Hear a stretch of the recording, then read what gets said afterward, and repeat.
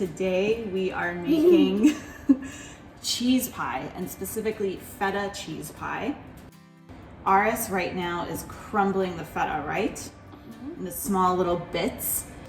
We're using an authentic Greek feta stored in brine, and this is a really great thing to have in your kitchen. This is literally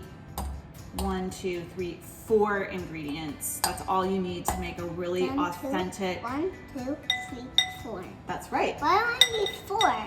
You don't even really need a recipe. It's that simple. Let's now crack the egg into the feta. Okay. Nice work. Aris, what are you doing now? Mixing. Mixing egg and feta cheese. It really doesn't need to be more complicated than that. There we go.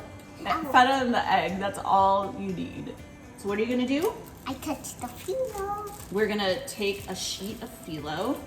Phyllo is actually not as hard to work with as you might think, because the whole point is you want to avoid perfection when working with phyllo. The messier, the better. Is it dough? Yeah, it's a kind of dough. Laying it perfectly in the pan and getting it all flat and perfect layers doesn't allow the phyllo to crisp up, because you don't get any little air pockets in there. I just laid it out on a sheet pan, and here we just have about 1/2 cup of extra virgin olive oil. Aris is having fun here, painting his phyllo. Just paint it all over. Good job. Setting out a sheet pan and letting them work within the bounds of the sheet pan is a great way to avoid getting your entire countertop dirty.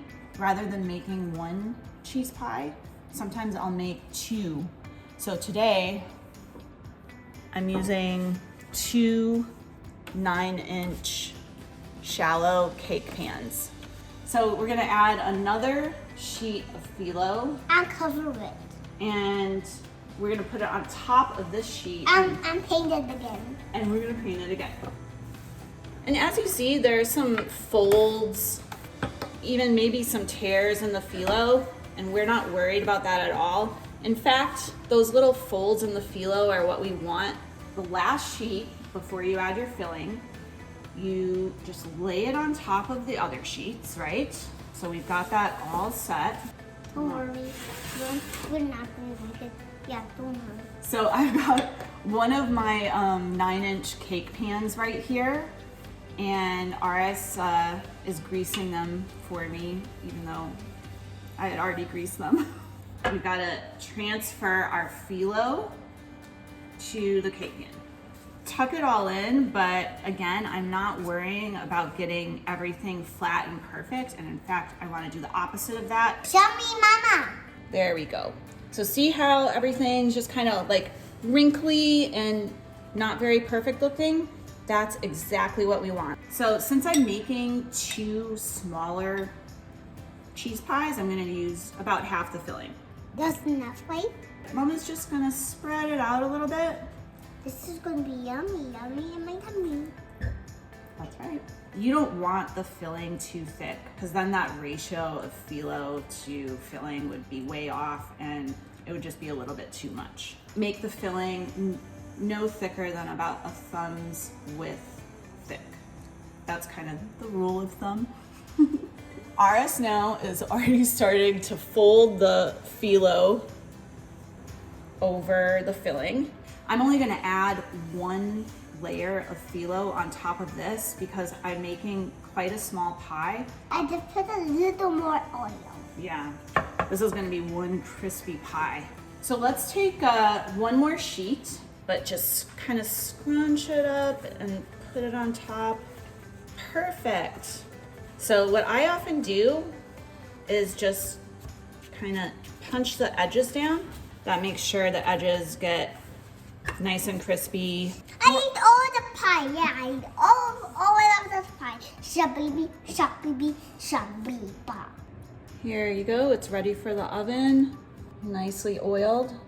You can definitely make 1 big one, but we're making 2 smaller ones because what I love to do is freeze one. Freeze before baking, and then you can just stick it straight in the oven from the freezer and you'll have a warm, crispy cheese pie another day. Our cheese pie is ready to go in the oven. It's perfectly imperfect. It's got layers of phyllo that are really actually quite messy because that's what ensures you get a nice crispy end result. So we're gonna put this in the oven and we'll show you what it looks like after it's done baking. Okay, our cheese pie is ready to take out of the oven. It is super crispy and brown. There you go. The cheese pie has cooled down. It's really actually good room temperature or slightly warm, not piping hot. Are you hungry? Mm-hmm. Let's listen to how crispy it is. Yeah. Wow, super crispy.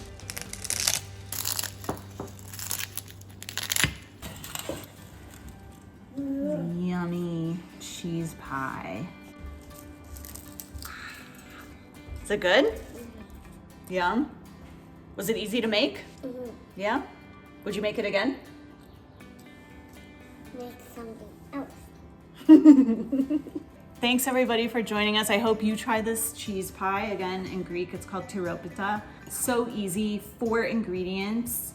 And take a picture of your own cheese pie and leave a review and let us know what you think. Say bye, Aris. Bye bye, Mama. Bye bye, Mama. Bye, Mama.